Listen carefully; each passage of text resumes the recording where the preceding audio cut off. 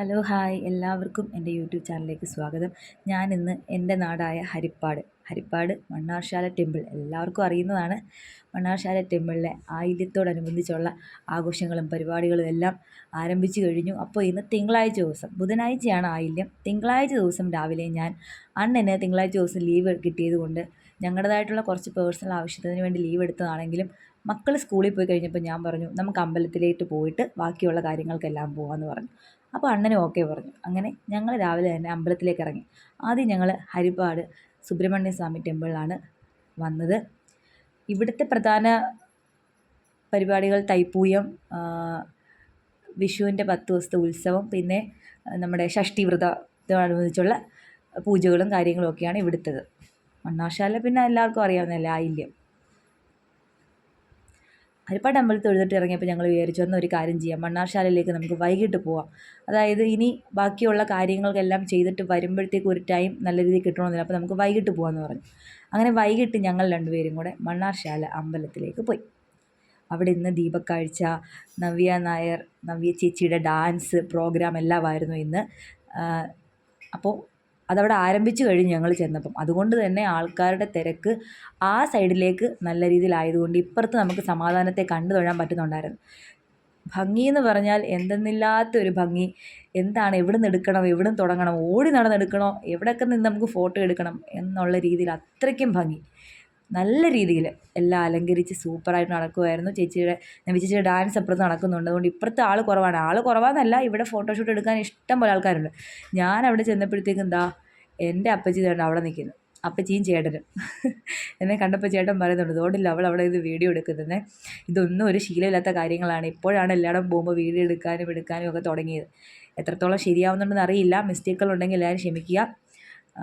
പഠിച്ചു വരുന്നേ ഉള്ളൂ. അങ്ങനെ ഞാൻ അവിടെ എല്ലാം ഓടി നടന്ന് എടുക്കാവുന്ന അത്രയും എല്ലാം എടുത്ത്.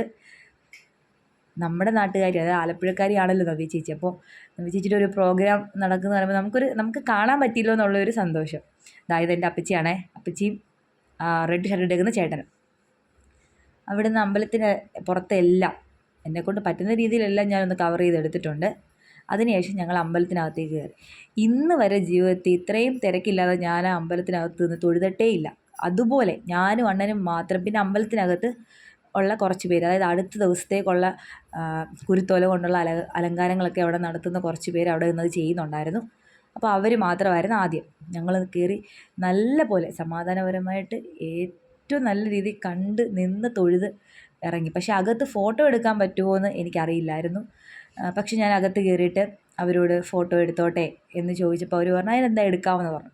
ആ ഒരു എടുത്തോളാം എന്നുള്ളത് കേട്ടപ്പോൾ ഞാൻ അങ്ങ് പോയി എല്ലായിടവും അങ്ങ് കവർ ചെയ്ത് അങ്ങ് എടുത്ത്. അണ്ണനും എൻ്റെ കൂടെ നല്ല കട്ട സപ്പോർട്ടായിട്ട് നിന്ന്.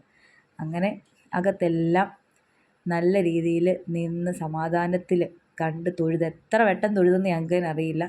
അങ്ങോട്ട് പോയി ഇങ്ങനെ കറങ്ങി വന്ന് ഒരുപാട് വട്ടം ഞങ്ങൾ തൊഴുതിട്ടും നിന്നിട്ടും നമുക്ക് അവിടുന്ന് പോരാൻ തോന്നാത്ത വിധം അത്രയ്ക്ക് ഭംഗി. ആൾക്കാരെല്ലാം അപ്പുറത്തെ സ്റ്റേജിൻ്റെ അവിടെയാണ് കേട്ടോ. നമുക്ക് വളരെ കുറച്ച് ആൾക്കാർ മാത്രമേ ഇപ്പം ഇതിനകത്തുള്ളൂ. ആദ്യം ഞാനും അണ്ണനും മാത്രമേ ഉള്ളൂ. പിന്നെ അലങ്കരിക്കുന്ന ആ പിള്ളേരും അവിടെ എല്ലാം നടന്ന് നല്ലപോലെ വീഡിയോ എല്ലാം എടുത്ത്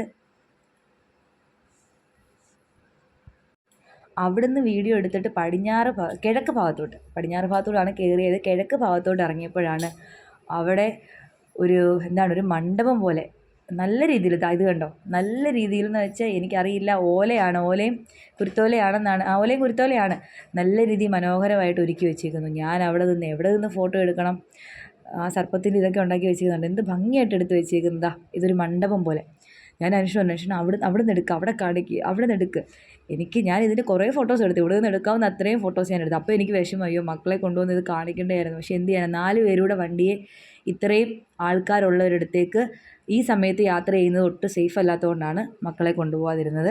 അവിടെ നവ്യ ചേച്ചിയുടെ ഡാൻസ് സ്റ്റേജിൽ നടക്കുന്നത്. അപ്പോൾ തിരിച്ചിറങ്ങി അതും എല്ലാം ഒന്ന് കണ്ട് എല്ലാം ഒന്ന് ഷൂട്ട് ചെയ്തെടുത്തിട്ട് തിരിച്ച് വീണ്ടും അമ്പലത്തിൻ്റെ അവിടെ എല്ലാം ഒന്ന് നടന്ന് കറങ്ങി ഫോട്ടോ എടുപ്പ്. ഞാൻ എന്നോട് പറയുമായിരുന്നു, ഇവിടെ വന്നിട്ട് കടകളാണെങ്കിൽ ഇഷ്ടം പോലെ കട. പക്ഷെ നമുക്കൊന്നും ഞാൻ വാങ്ങിച്ചില്ല, കാരണം മക്കളില്ലല്ലോ. അത് മാത്രമല്ല, അമ്പലത്തിൽ പോയിട്ട് എന്തെങ്കിലും വാങ്ങിക്കുന്ന ഒരു ശീലം അന്നും ഇല്ല ഇന്നും ഇല്ല. ഇനി മാറ്റം ഉണ്ടാവുമോ എന്ന് എനിക്കറിയില്ല. അണ്ണനും താല്പര്യമില്ല അമ്പലങ്ങളിൽ പോകുമ്പോൾ ഇങ്ങനെ പെറുക്കി പർച്ചേസ് ചെയ്യുന്നതാണ്. അണ്ണൻ പറയുന്ന അമ്പലത്തിൽ പോകുമ്പോൾ ഭക്തിയോടെ പോവുക, തൊഴുക, തിരിച്ചു വരിക, അതൊക്കെയാണ് വേണ്ടതെന്ന് പറയും. അപ്പോൾ ഈ ഒരു കുഞ്ഞു വീഡിയോ കണ്ട് ഇഷ്ടപ്പെട്ട എല്ലാവരും ലൈക്ക് ചെയ്യുക, സപ്പോർട്ട് ചെയ്യുക, സബ്സ്ക്രൈബ് ചെയ്യുക, ഹൈപ്പ് ചെയ്യാൻ മറക്കരുത് കേട്ടോ. അപ്പോൾ അടുത്ത വീഡിയോ ആയിട്ട് വരും വരേക്കും ടാറ്റാ.